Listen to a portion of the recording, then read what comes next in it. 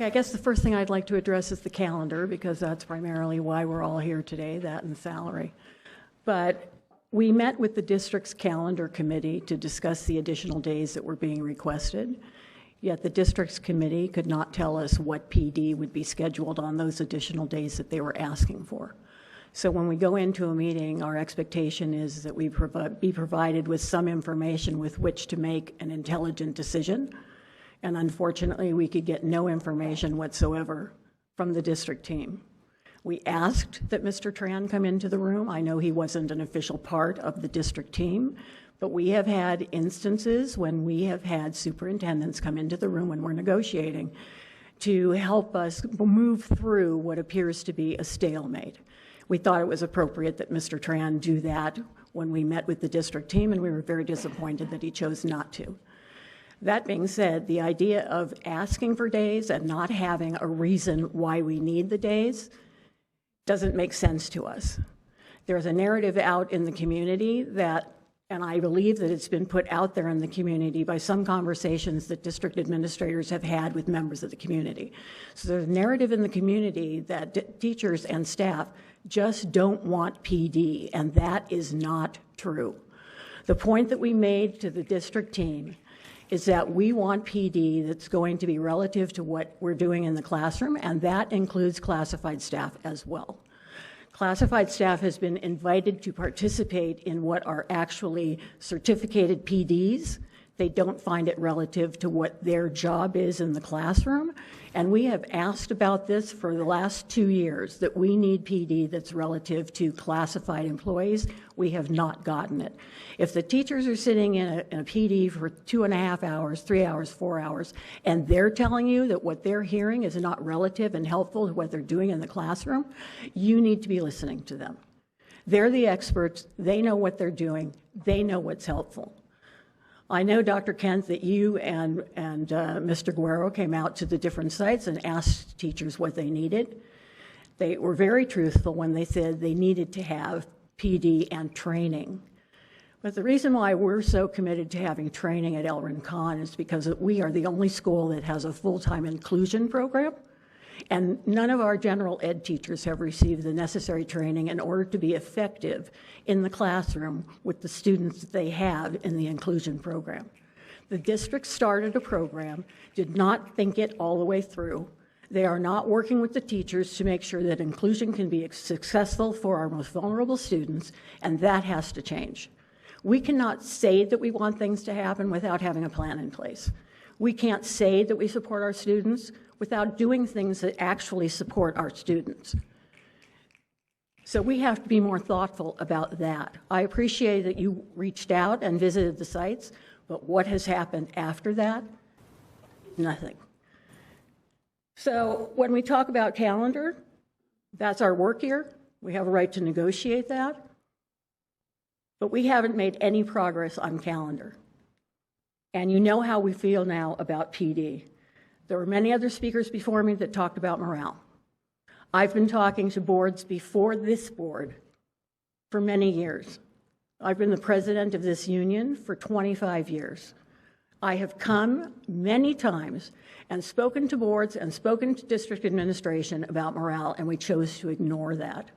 Now we finally convinced the district to do a morale survey that was done at the request of our core partnership, the Labor Management Partnership. It proves everything that we've been saying. Morale is low. What are we doing about it? We had a welcome back breakfast. We had John Steach there to talk about what the results of the survey meant. He had representatives that went out to each of our sites to talk about the site results. Nothing happened after that. So are we committed to improving the morale of the staff in this district or not? Because we don't even monitor to see what's happening after we give our big presentation. We have to do something after the presentation is made. And we have absolutely no plan to do anything to raise morale. And I noticed that on tonight's agenda, you're going to be reading the proclamation for Classified Employee Week and the proclamation for Teacher Appreciation Week. What does that mean to you?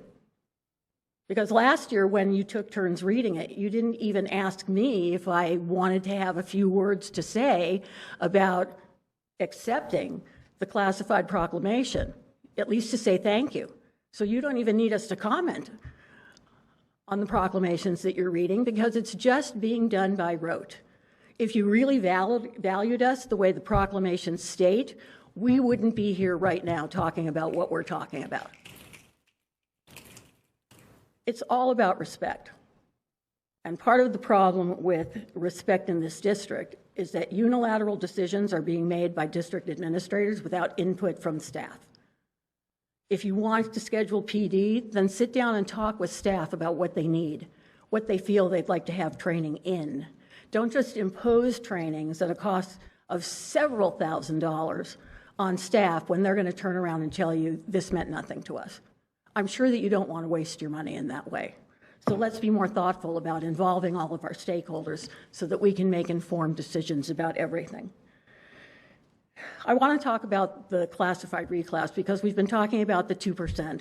And let me just say that the 5% raise that Mr. Tran got was not a 5% raise for this year.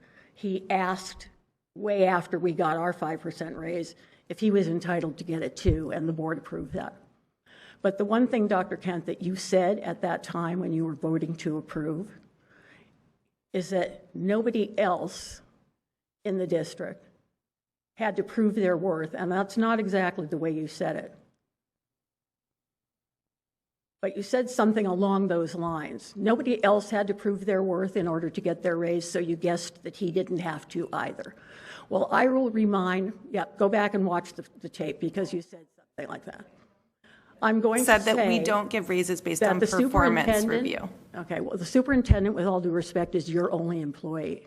It's a merit, that's what it was. You said nobody else got their 5% based on merit. He's your employee. He's your only employee. Before you decide to give him a raise, you better base it on merit. You better base it on whether or not he's done well by this school and whether or not he's been the best superintendent he can be. And the people who evaluate the administrators at our district have to do the same thing. Nobody's entitled to get the raise if they haven't proven, and we prove every single day, that we're doing the jobs that we're hired to do. But we're on the outside looking in at the board and the superintendent making ill-informed decisions on how to spend money in this district. And you're telling us that we're deficit spending and that we're not having, enough money to give raises. So that's why you offer 2% in a year where there's an 8% COLA. We don't believe that. We're told so many conflicting things all the time, and some of them are by Mr. Tran, who will tell us something one day, and then the very next day will say he never said that. We can't trust any longer. Morale is based on trust. It's very hard to build trust. It's very easy to destroy it. And at this point in time, you've destroyed all trust that staff has in you and district administration. I don't know if it bothers you, but it should bother you. So when we talk about raises, I'm going to mention something that's specifically a classified issue. Last year, you approved a reclassification for about half of my members, and they all got a 3 salary range increase because they deserved it. In addition to the fact that we were having problems hiring people to fill the vacancies in those classifications. We made it very clear to the district at that time, on several occasions, that the next proposal that we made would be to catch up everyone that wasn't included in the first group so that all of our members would get the 3 salary range bump. Now, interestingly enough, as soon as the first group of classified got their 3 salary range bump, we immediately heard from business services and immediately heard from HR that they wanted to give their employees a raise. Before even having any consideration for half of my members that didn't get the increase yet. Well, I just figured it would automatically happen this year. There wouldn't be a problem. Well, guess what? We sit down at the table and we're told, gee, we don't have enough money to do this reclass. And I said, do you really expect me to go to half of my membership and tell them that while the other half got a 3 salary raise increase, there's not enough money now to give everybody else the same 3 salary raise increase? I can't do that, and you should be ashamed to have your administrators ask us to do that. These people deserve to have a living wage, and the board consistently talks about living wage, and then they don't do what they say they're going to do. They don't do what they say they want to do. So I hope that the board is going to reconsider our proposal to reclassify with a 3 salary range increase all of the people that didn't get done. It's about 50%. All of the people that didn't get their raise last time deserve to get their raise this time.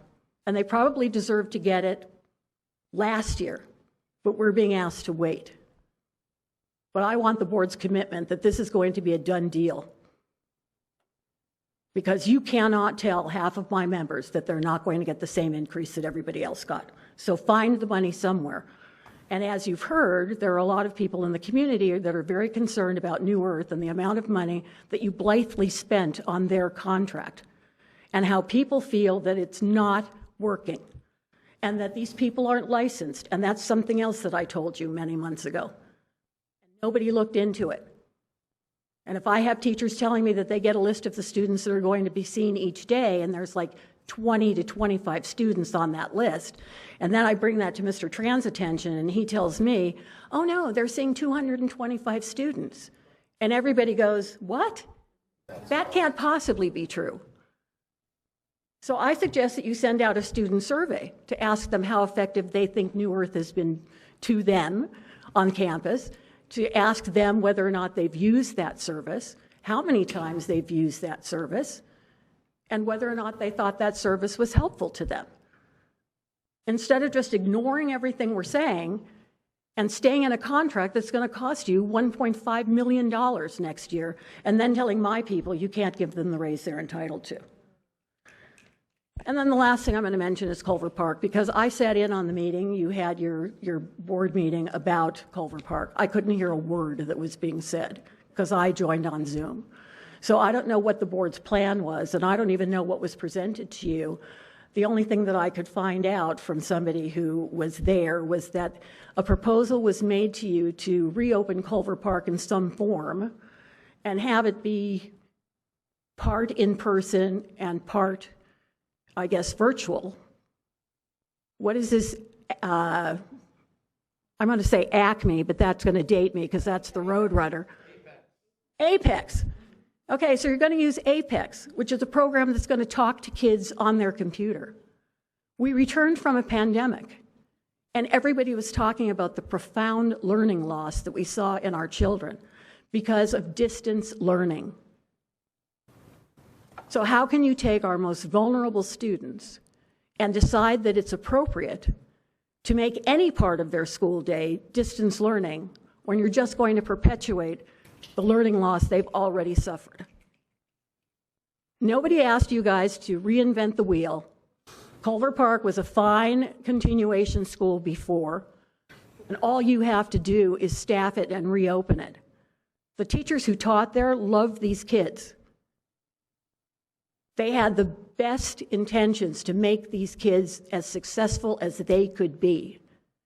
We're like second parents to these kids, and all of a sudden, the board is deciding to come up with a brand new plan. Sometimes you don't have to fix stuff. If it ain't broke, don't fix it. But reopen that school as soon as possible, because you've got a lot of students that deserve to be served that aren't being served. Thank you.